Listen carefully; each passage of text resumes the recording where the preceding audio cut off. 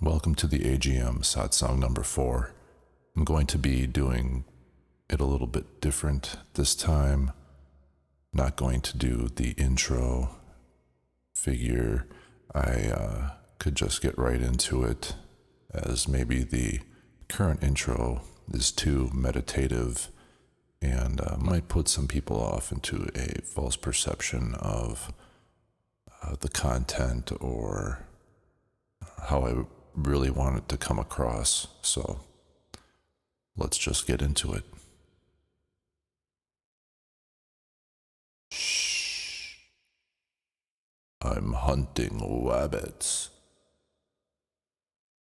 History has taught us that mankind began simply in his relationship to the natural world. This is not to discount evidence or accounts of earlier, more advanced appearances of civilization, but rather to introduce how we generally see reality. Reality for early man was comprised of symbolism and mysterious unseen gods. As he became more cognizant, the mythologies and cosmologies of the world began to take shape. These views and explanations for the events and environment unfolded themselves into a fixed perception for a length of time. Endless years marched along as paradigms arose and fell. Beliefs were tested and failed, and language and writing developed in an attempt to contain the increasing complexity of the world. Symbolism became more complex, language became more nuanced and intricate, and man's relationships expanded beyond the external natural cycles to include a sense of self in relation to the idea of self and those of the community. Reality seemed to open doors to the ever-inquiring being, granting perpetual explanations for anything and everything, so long as questions were asked and the seekers kept seeking. The answers were documented, stored away, passed on in the cumulative warehouse of the human mind. But, like any liar who lies compulsively about each and everything, the lies eventually need further lies so that the previous ones might be justified. And in turn, contradictions emerge and correlations form as reality develops its narrative from the simple, self-contained beginnings when it could seemingly relax its guard. But reality was constantly challenged by philosophy, science, and religion, and the state of our perceptions, needing attending to, much like an assembly line that intermittently accelerates its output as the workers strive to keep up and maintain the output before it comes crashing down into a heaping mess.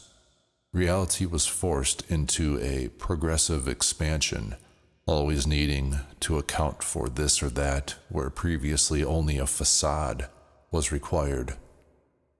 It kept maneuvering in step with humanity's forward dance, eventually leading man into the Ouroboros of semantics and synchronicity, pulling the curtain or veil for a mere peek only when it was required, and only then to a lucky few.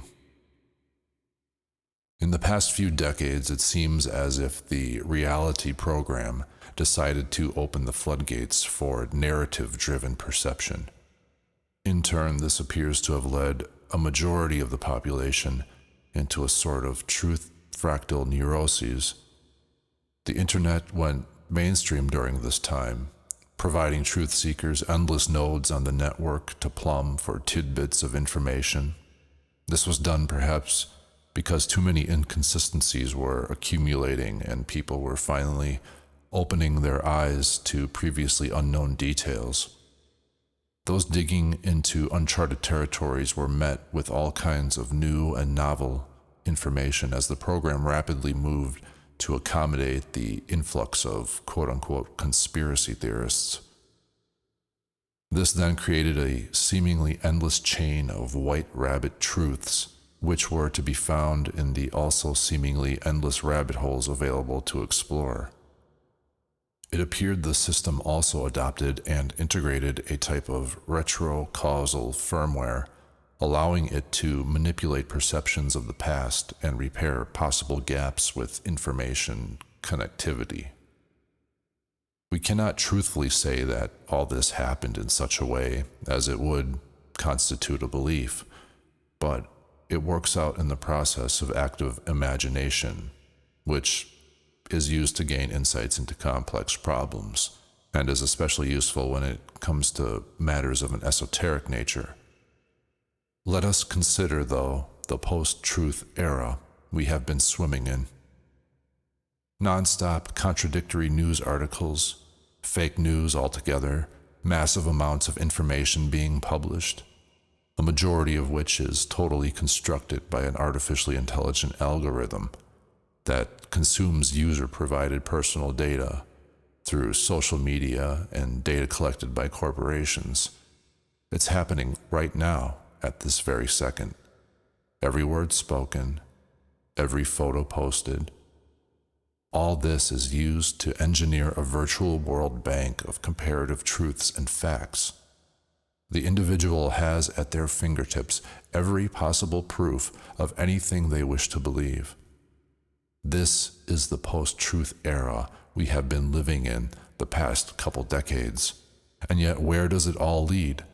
You venture down the rabbit holes, which connect to other rabbit holes, and soon your mind is lost, swirling in the chaos of what is true and what is believable. So many, in their desperation to be found again, slit their wrists with Occam's razor, just so they no longer have to think for themselves, or in complete frustration and cognitive dissonance, jaded by the perpetual deconstruction of paradigms, they join a spiritually challenged cult so they can be handed a weaponized worldview topped with a creamy helping of salvation, all on a platter of promises. We've grown morbidly obese on the so-called facts being spoon-fed to us by the media and in our news feeds. This is the post-truth era at its peak, a time when every truth exists, but not a single one can be found or embraced. But then a divergent few poke their heads above the ocean waves of shit.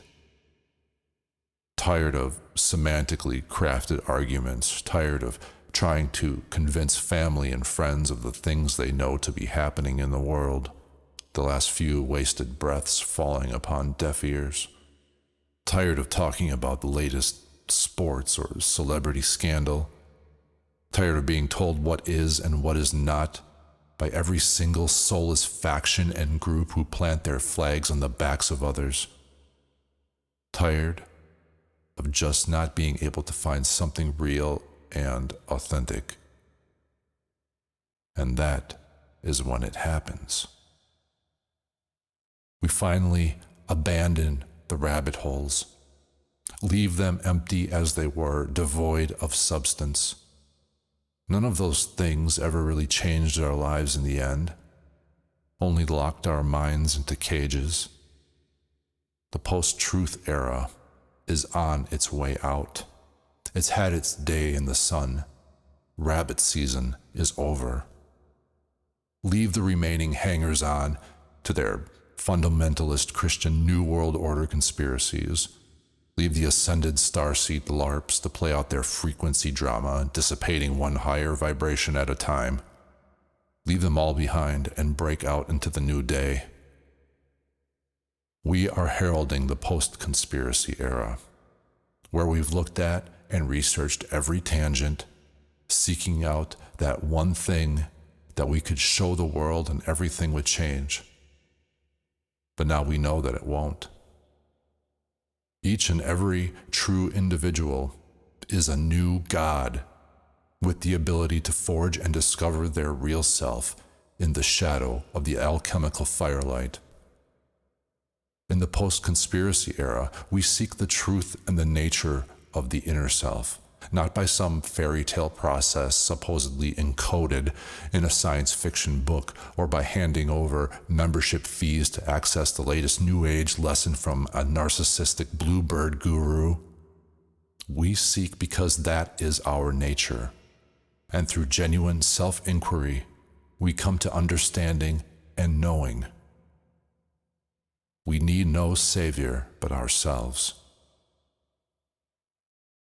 Michael Tsarian has coined a phrase which has stuck with me for several years, and that is, conspiracy work is spiritual work. All the truth-seeker conspiracy theorists, if they are sincere and work to question everything, if they push at breaking down the dictated narratives, if they've set fire to every rabbit hole, then inevitably they will find themselves looking for truth on the inward path to self-realization. They will achieve a true higher mind, and they will know even then not to stop seeking or to be complacent with any supposed truth outside of the self. No longer can one be affected by the fear pornography or fall victim to simple belief. No longer can one ever be a follower again. Conspiracy research will lead you to the greatest scam of them all, that the greatest treasure you could ever hope to find is locked and hidden within you. There's no need to wonder how to begin on the path, because you need not go anywhere or do anything specific. If you are a true human being on this inverted quest, it will happen naturally, because the divine and the self are one and the same, and they long to unite. You hold the keys in this time of transition, and through art, imagination, and creativity, the inner door will open homeward. The real you is the artist, adept and skillful in techniques of discernment, and your life should be a masterpiece. I will leave you with a quote about this responsibility from Terence McKenna. The artist's task is to save the soul of mankind, and anything less is a dithering while Rome burns. Because of the artists who are self-selected for being able to journey into the other, if the artists cannot find the way, then the way cannot be found.